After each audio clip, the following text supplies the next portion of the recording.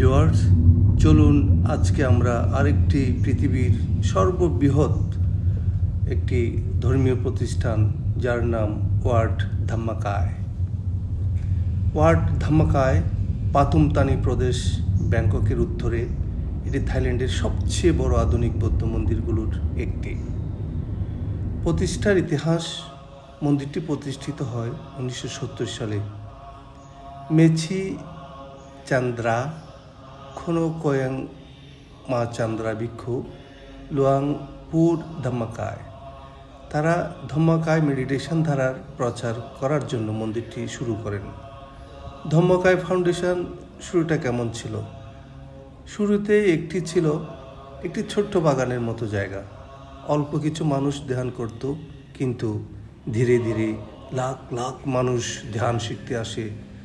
জমি বাড়ানো হয়, বিশাল কমপ্লেক্স তৈরি করা হয়। ধম্মাকায়া ফাউন্ডেশন বিশ্বজুড়ে বিস্তৃত।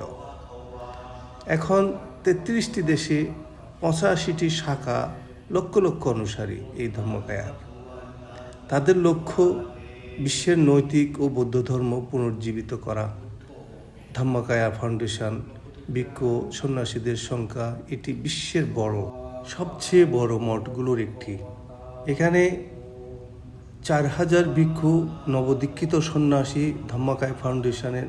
এছাড়া প্রতি বছর তারা আয়োজন করেন 1 লক্ষ থেকে 10 লক্ষ ভিক্ষুগণ দীক্ষা অনুষ্ঠান।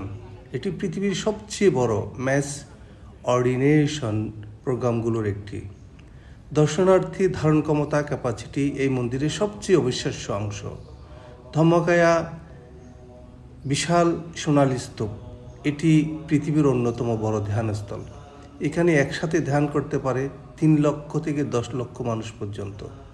সাধারণত অনুষ্ঠানগুলোতেই লক্ষ লক্ষ মানুষ অংশ নেয়।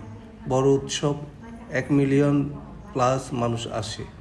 ধাম্মাকায়া ফাউন্ডেশন, এই কারণে এটাকে অনেকেই বলেন ওয়ার্ল্ড লার্জেস্ট মেডিটেশন টেম্পল।